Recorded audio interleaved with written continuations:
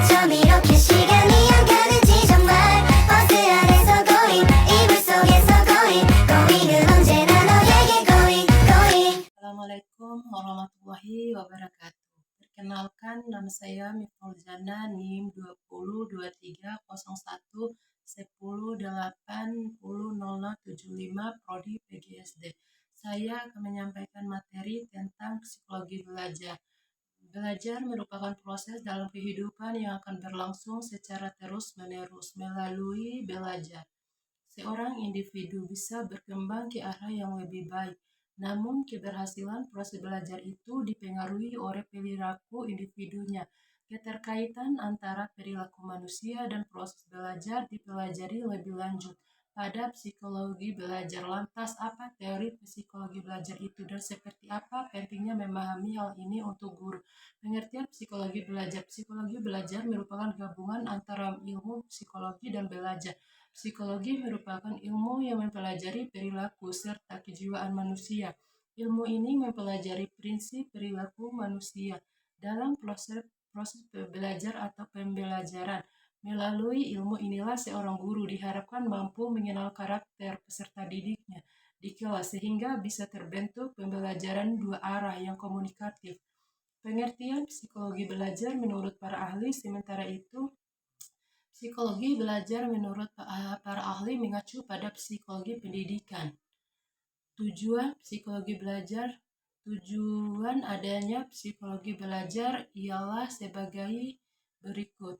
Meningkatkan pemahaman tentang perilaku serta potensi peserta didiknya, membentuk suasana belajar yang kondusif, membantu peserta didik dalam menyelesaikan kesulitannya, meningkatkan pemahaman terhadap prinsip pembelajaran, mengevaluasi perilaku peserta didik dalam pembelajaran, membentuk lingkungan belajar yang edukatif dan efektif, menyediakan serta memberikan informasi yang dibutuhkan dalam proses belajar.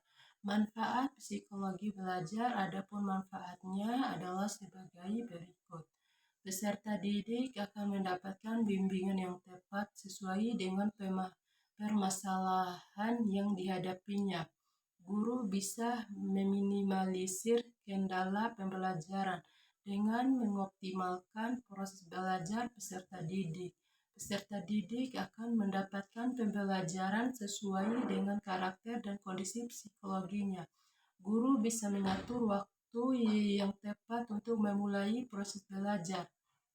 Guru bisa mengoptimalkan pembelajaran di kelas dengan mempertimbangkan aspek psikologi peserta didik. Psikologi ini terdiri dari beberapa jenis, yaitu sebagai berikut. 1. Psikologi klinis. Psikologi klinis merupakan ilmu psikologi yang fokus meneliti tentang karakter peserta didik di sekolah selama kegiatan belajar berlangsung. Psikologi kedua, psikologi kuesioner, merupakan ilmu psikologi yang dikembangkan berdasarkan informasi dari kuesioner.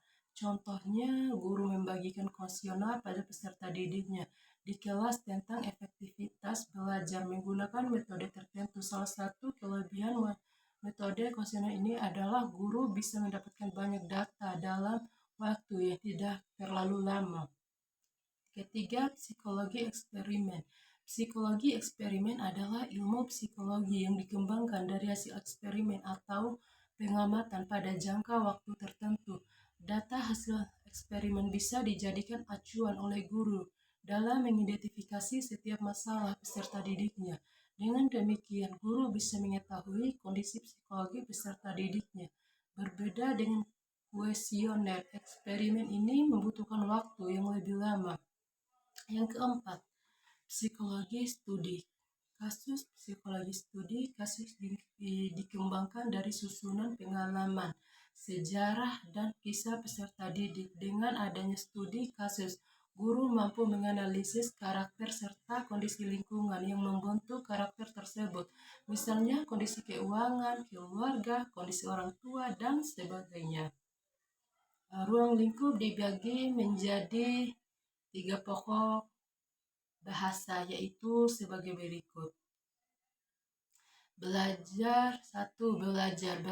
Ruang lingkup belajar meliputi hakikat belajar itu sendiri, teori belajar, prinsip utama belajar, macam-macam belajar kegiatan, faktor yang berpengaruh pada belajar, perubahan tingkah laku sebagai belajar teknik sebagai secara efektif dan sebagainya.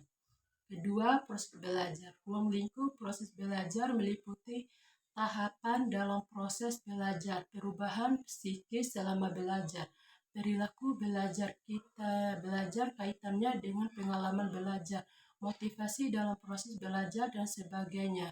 Yang ketiga, kondisi belajar. Ruang lingkup kondisi belajar meliputi keadaan lingkungan fisik, non-fisik, sosial, dan non-sosial. Tujuan tujuan adanya psikologi belajar ialah sebagai berikut. Yang pertama, meningkatkan pemahaman tentang perilaku serta potensi peserta didiknya. Yang kedua, membentuk suasana belajar yang kondusif. Yang keempat, membantu peserta didik dalam menyelesaikan kesulitan, meningkatkan pemahaman terhadap prinsip pembelajaran. Yang kelima, mengevaluasi perilaku peserta didik dalam pembelajaran, membentuk lingkungan belajar yang edukatif dan efektif, menyediakan serta memberikan informasi yang dibutuhkan dalam proses belajar. Hakikat psikologi belajar. Belajar tentang psikologi pendidikan adalah hal penting bagi tenaga pendidik, baik guru maupun dosen, sebab kegiatan mengajar adalah kegiatan yang penuh dengan unsur psikologi di dalamnya. Profesi tenaga pendidik kemudian dekat dengan masalah psikologi dibandingkan dengan profesi lain. Misalnya profesi dokter, ahli hukum seperti pengacara, dan lain sebagainya. Hal ini terlihat dari kebutuhan tenaga pendidik untuk memahami karakter anak didiknya saat menjelaskan suatu materi, dan ada peserta didik yang tidak mendengarkan atau mungkin susah untuk paham, maka tenaga pendidik yang sudah paham ilmu psikologi pendidikan tidak akan memarahi mereka, melainkan melihat sisi psikologinya. Bisa jadi pemahaman peserta didik kurang karena menghadapi materi pembelajaran yang tidak mereka sukai. Semakin susah maka semakin membuat mereka tidak menyukainya. Lalu, apakah kegiatan belajar harus dihentikan? Tentunya tidak, karena kegiatan belajar mengajar tidak dapat dihentikan begitu saja hanya karena ada peserta didik yang tidak suka materinya. Hal ini kemudian menciptakan PR bagi tenaga pendidik untuk menemukan solusi supaya peserta didik tersebut perlahan dan rajin belajar. Ilmu tentang psikologi belajar inilah yang kemudian menciptakan banyak sekali metode mengajar. Ada yang menggunakan metode tanya jawab, diskusi, eksperimen, turun ke lapangan langsung, menggunakan materi berbentuk video, melibatkan teknologi, dan lain-lain. Semua metode ini bertujuan untuk menguasai aspek psikologi peserta didik, untuk bisa menyukai atau tertarik dengan materi pembelajaran.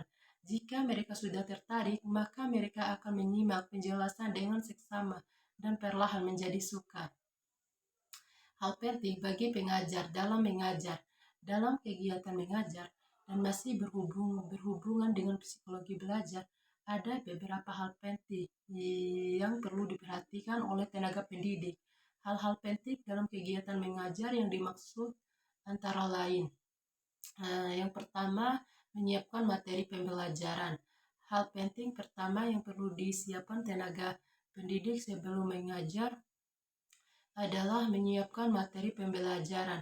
Prinsipnya adalah sudah menyusun silabus sehingga dalam satu semester ada berapa pertemuan.